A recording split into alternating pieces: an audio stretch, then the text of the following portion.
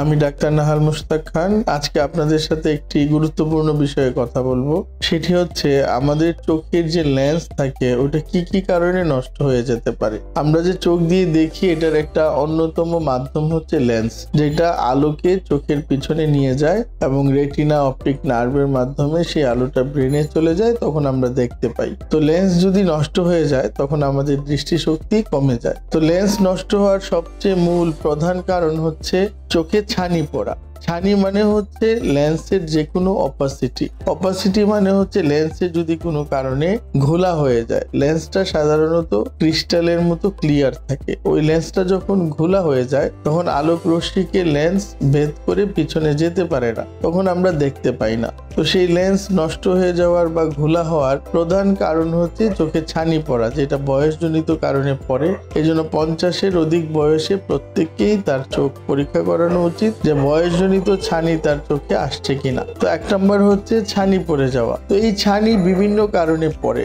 একটা যেটা বললাম বয়সজনিত ছানি, সেটা 50-এর অধিক বয়স হলে নিউট্রিশনাল ডেফিসিয়েন্সির কারণে চোখে ছানি পড়ে যায়, যার কারণে লেন্স নষ্ট হয়ে যায়, তখন আমরা দেখতে পাই না। এবং অল্প বয়সেও লেন্স নষ্ট হয়ে যায়, সেটা জন্মগত ছানির কারণে। কিছু বাচ্চা জন্মই নেয় চোখে ছানি নিয়ে, তাদেরকে কনজেনিটাল ক্যাটারাক্ট বলা হয়। তখন তাদের চোখ সাদা দেখা যায়। জন্মের পরে চোখে মনির মধ্যে একটা সাদা রিফ্লেক্স দেখা যায়, যারা জন্মগত ছানি নিয়ে জন্মগ্রহণ করে। আর কিছু আছে 15-20 বছরের মধ্যে ছানিটা তৈরি হয়, সেটাকে বলা হয় ডেভেলপমেন্টাল ক্যাটারাক্ট। সেটাও জন্মগত ছানিরই একটি প্রকারভেদ।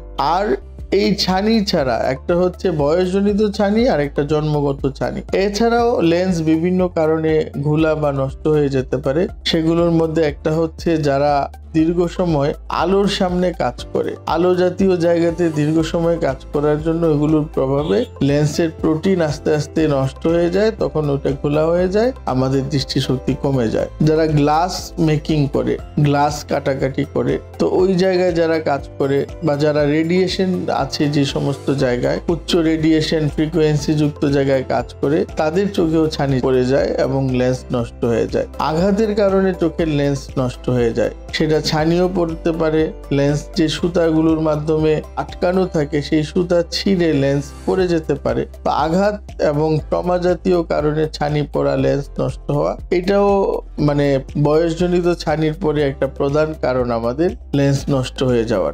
আর কিছু আছে কেমিক্যালের কারণে চোখে লেন্স নষ্ট হয়ে যেতে পারে, বিভিন্ন কেমিক্যাল ইনডিউস হয়। এবং ওষুধের প্রভাবেও চোখে ছানি পড়ে যেতে পারে এবং লেন্স নষ্ট হয়ে যেতে পারে। যেমন যারা দীর্ঘদিন যাবত ম্যালেরিয়ার ওষুধ খায়, অ্যান্টি ম্যালেরিয়ার ড্রাগ, এগুলোর কারণে চোখে ছানি পড়তে পারে। তারপরে কিছু ওষুধ আছে যেগুলোর কারণে চোখে ছানি পড়ে যায়, যেমন স্টেরয়েড। যারা দীর্ঘদিন যাবত স্টেরয়েড ব্যবহার করে, চোখে ড্রপ ব্যবহার করে স্টেরয়েড, অথবা মুখে স্টেরয়েড জাতীয় ওষুধ খায়, এই স্টেরয়েড জাতীয় ওষুধ দীর্ঘদিন খাওয়ার কারণে চোখের লেন্স ছানিযুক্ত হতে পারে এবং সেগুলো নষ্ট হয়ে মানুষের দৃষ্টিশক্তি কমে যেতে পারে। এবং স্মোকিং, যারা সিগারেট খায়, এবং অ্যালকোহলিজম যারা রেগুলার এগুলোতে অভ্যস্ত, তাদেরও চোখে অল্প সময়ে ছানি পড়ে যাওয়ার একটা আশঙ্কা থাকে। এবং যারা ডায়াবেটিসে আক্রান্ত, তাদের চোখেও লেন্সে ছানি পড়ে যায়। তো এই সব কিছু হচ্ছে চোখের লেন্সে নষ্ট হয়ে যাওয়া বা ঘোলা হয়ে যাওয়ার কারণ। আর চোখের লেন্স ঘোলা হয়ে যাওয়াটাকেই ছানি বলে, যেটা আমরা ছানি অপারেশনের মাধ্যমে লেন্সকে অপসারণ করে নতুন লেন্স বসিয়ে আমরা ভালো করতে পারি। আর কিছু চোখের রোগ আছে যেটার কারণে চোখের লেন্স নষ্ট হয়ে যেতে পারে, সেটা হচ্ছে ইভিআইটিস। এটার কারণে দীর্ঘদিন স্টেরয়েড ইউজ করা লাগে। আবার ইভিআইটিস রোগটা নিজেও চোখের লেন্সকে নষ্ট করে দিয়ে ছানি বা চোখকে লেন্স ঘোলা করে ফেলতে পারে। তো এই সমস্যাগুলো যাদের থাকবে তারা আমাদের কাছে আসলে আমরা ইনশাল্লাহ সঠিক ব্যবস্থা দিয়ে উপকৃত করার চেষ্টা করব।